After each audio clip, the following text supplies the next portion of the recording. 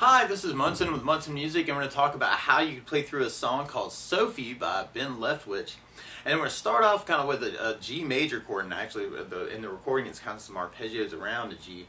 And the way you play G major, first finger goes to the A on the 2nd fret, second finger on the low E string on the 3rd fret, and the third finger on the high E string on the 3rd fret. And if you strum all those together, that sounds a G major chord, and it sounds really, really happy. Now another way you may want to play the G through the song though, is if you take the 3rd finger and go to the B string on the 3rd fret, pinky on the high E string on the 3rd fret. And if you strum all those, that's another way you could play the G major. And on our intro, it almost sounds like we do the G major, and then we kind of do something called G/B, where you use the A string for your bass on the G major chord. And then from the G, we're going to be going to a C major chord. When we play C major, one way to play it would be doing first finger on the B string on the 1st fret, second finger on the D string, 2nd fret, and third finger on the A string on the 3rd fret. And if you strum the A string to the high E string, that sounds a C major chord, and it sounds really happy. Now, another C you may want to think about through the song though is something called C major 9. When you play C major 9, first finger goes to the D on the 2nd fret, second finger on the A string, 3rd fret, third finger on the B string, 3rd fret, and the pinky on the high E string on the 3rd fret. And if you strum the A string to the high E string, that's another way you can play your C major chord through the song. Now the licks at the beginning kind of start with kind of little arpeggios or broken chords. So instead of playing the whole G, you may want to play the low E string, and then the G string, and then low E string, and then B string, and then the G string. And then we could go to 2nd fret on the A string and kind of play the A and the D and the G string. And then do the 2nd fret on the A string and do a hammer on the 3rd fret, kind of go into that C chord, and then the open G, and then 3rd fret on the B string. So you got 3 0 3 0 0 2 0 0 2 3 0 3.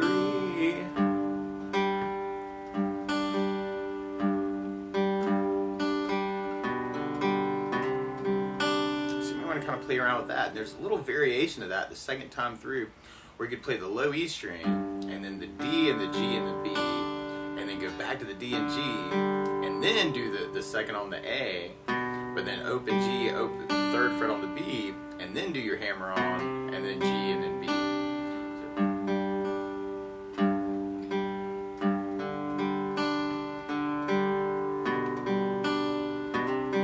So it's kind of that second time through.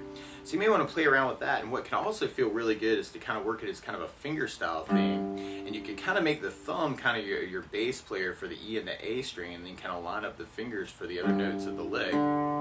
Let's see.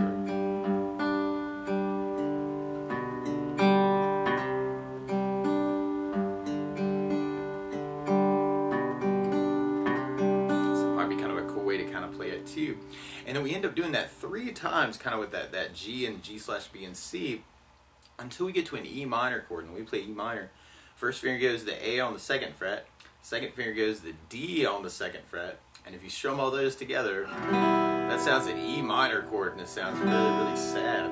Now another E minor you might want to think about through the song, we'll be doing the 3rd finger on the B string on the 3rd fret, pinky on the high E string on the 3rd fret, and those all together sound an E minor 7 chord. So you want to kind of think about that for your E minor. And you can kind of work that same arpeggio idea on the E minor, going low E, and then D, G, B, D, G, and then we go to a C chord at the end and kind of do that same arpeggio.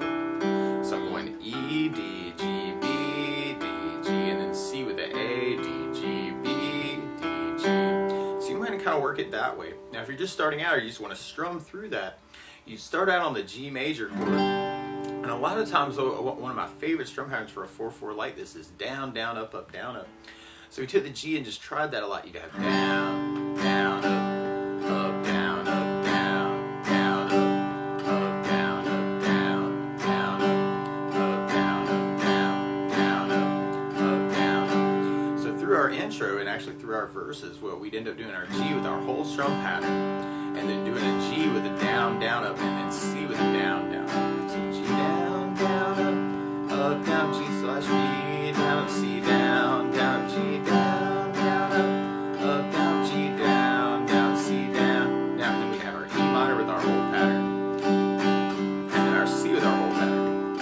Now if you want to kind of bring out those bass notes we're using in our intro, you could kind of work that out. With the G, you'd have the low E string for your bass, and then for the G/B, you use an A string for your bass. On the C, you'd have the A string for the bass, and then on the E minor, you'd have the low E string for your bass. So if we tried it that way, you'd have G with low E bass, down, up, down, G/B with an A bass, down, C with an A bass, down, G with low E bass, down, up, down, G/B, down, C with an A bass, down, G with low E bass, down, up, down, G/B, down, C with an A bass, down, E minor with low E bass, down, up, down, C with an A bass, down, up, down, up.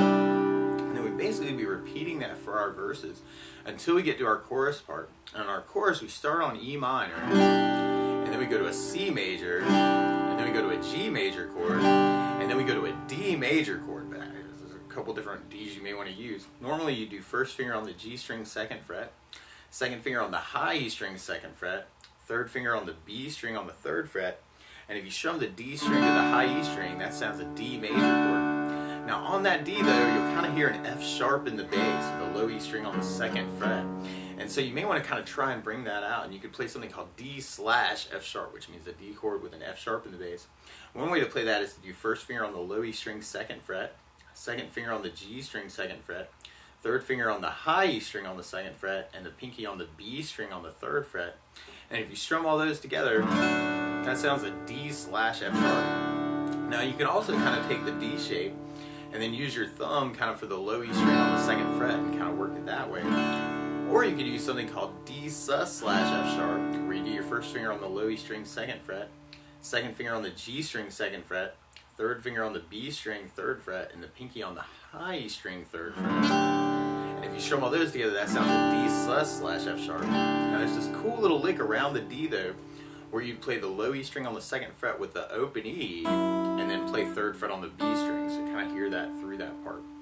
So we'd have E minor, C, G, D/F sharp.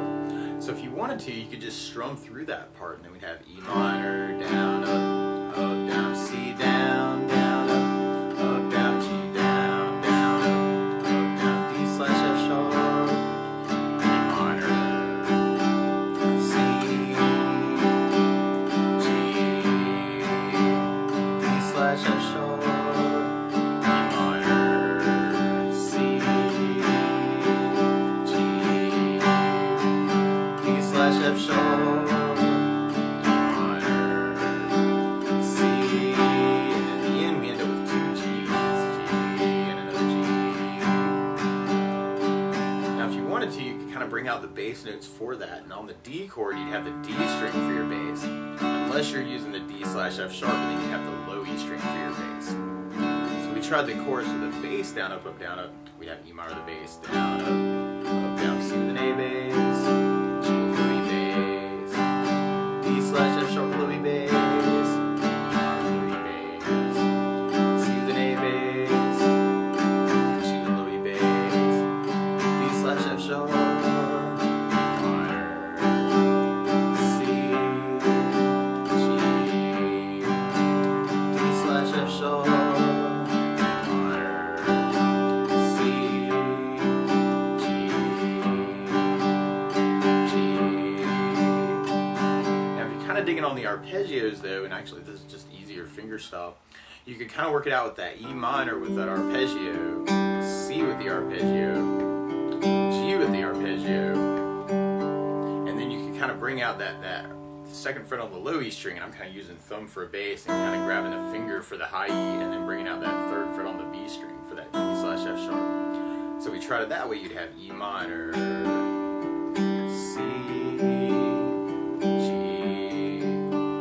D/F sharp, and you can even kind of fill that in too on the D/F sharp, C, G,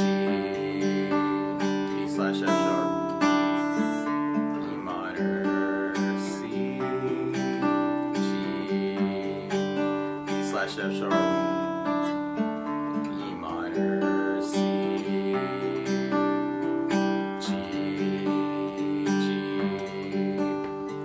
And then we'd basically be repeating those parts until we get to our bridge part.